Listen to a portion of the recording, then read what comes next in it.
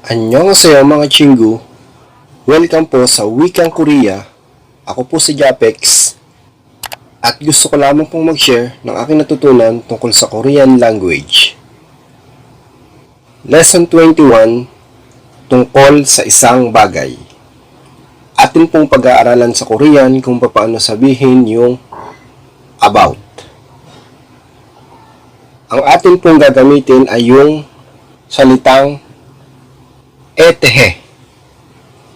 So, noun plus etehe. Example sentences. Chaetehe mulayo. Chaetehe mulayo. I don't know about cars. So, cha is cars or car.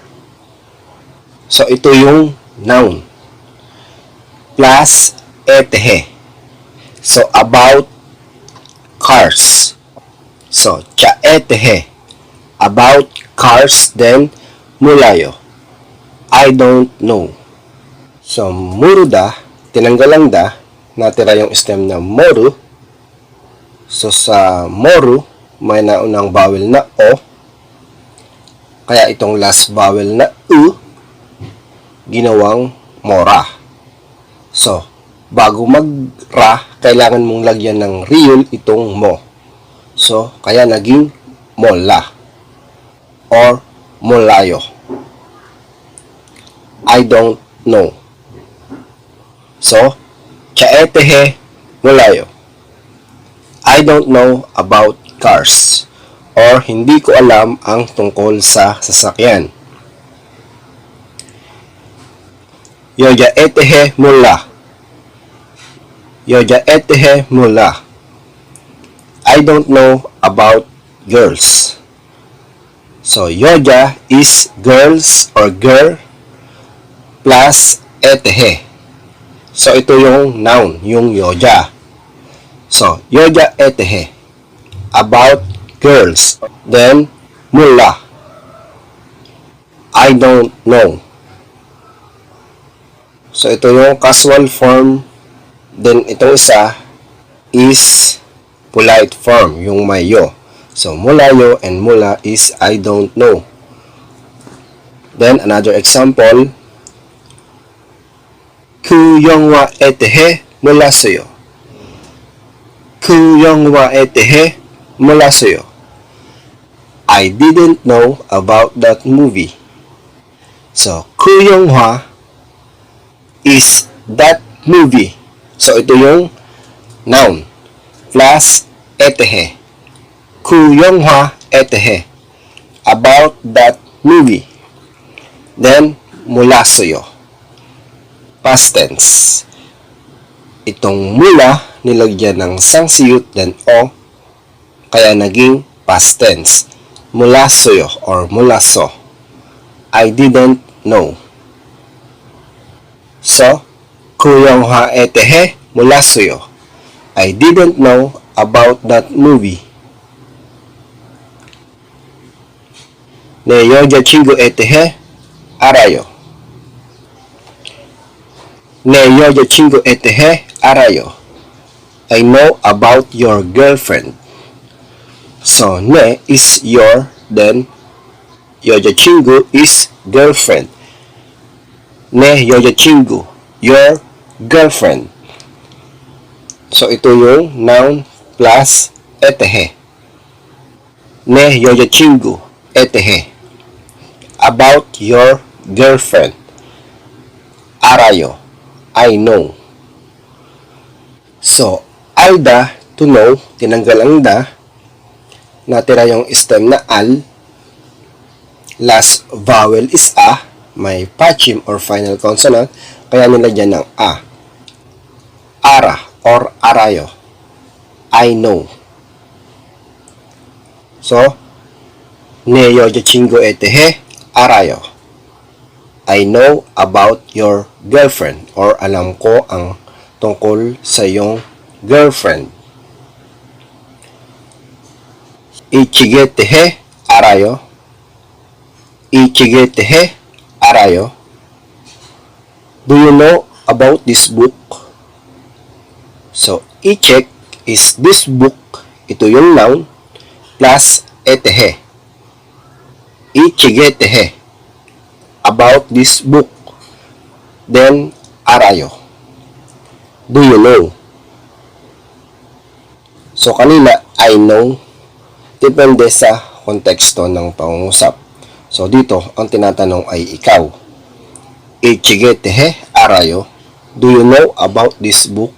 Or alam mo ba ang tungkol sa librong ito?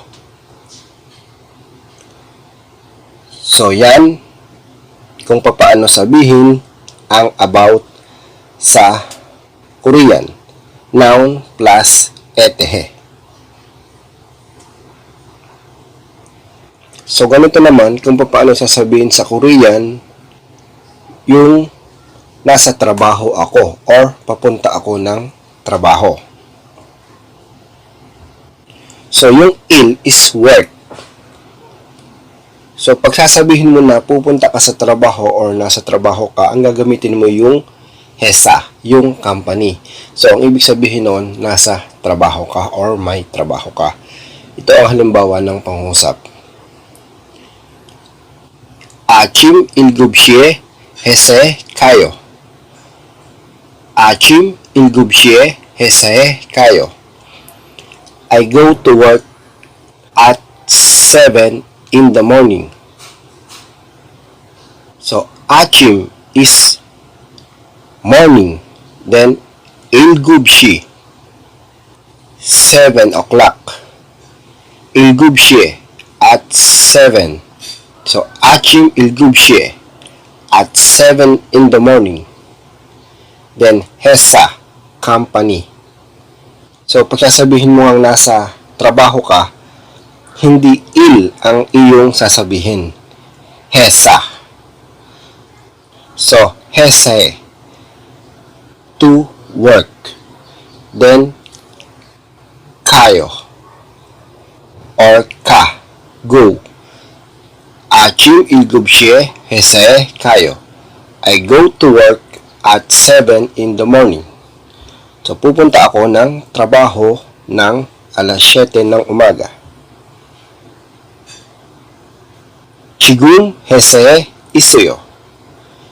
Chigun hese isuyo. Now, I am at work.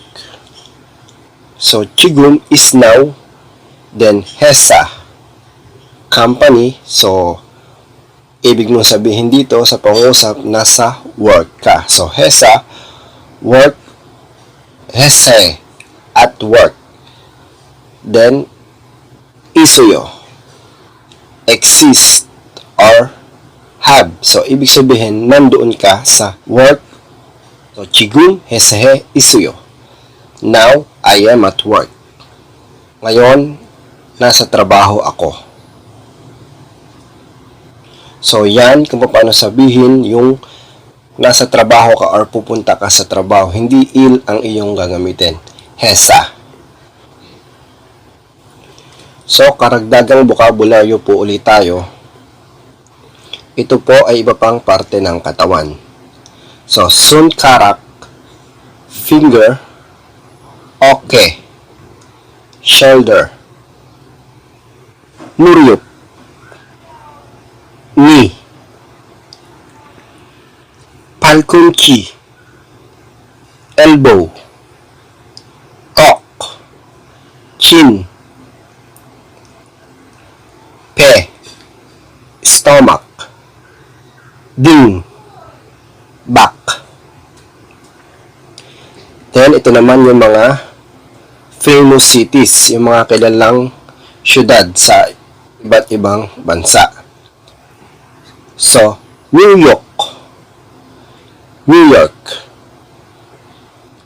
Then, Los Angeles, Los Angeles.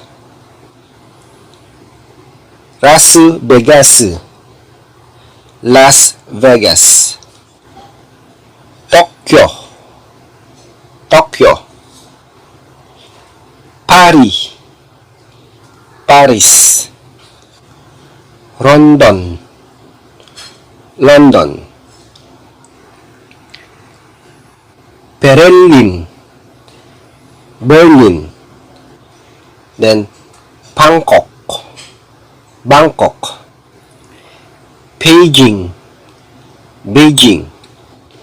Manila, Manila. Ottawa, Ottawa. Quebec, Quebec. So, sana po ay may natutunan kayo sa lesson natin ngayon. At sa susunod naman po nating lesson, atin naman pong pag-aaralan yung iba pang mga verb at itong digut or do irregular verb. So, please subscribe to this channel na lang po and please click the bell button para ma-update po kayo o mag-notify po sa inyo kung may bago po upload ng mga videos. Marami pong salamat at God bless po sa ating lahat.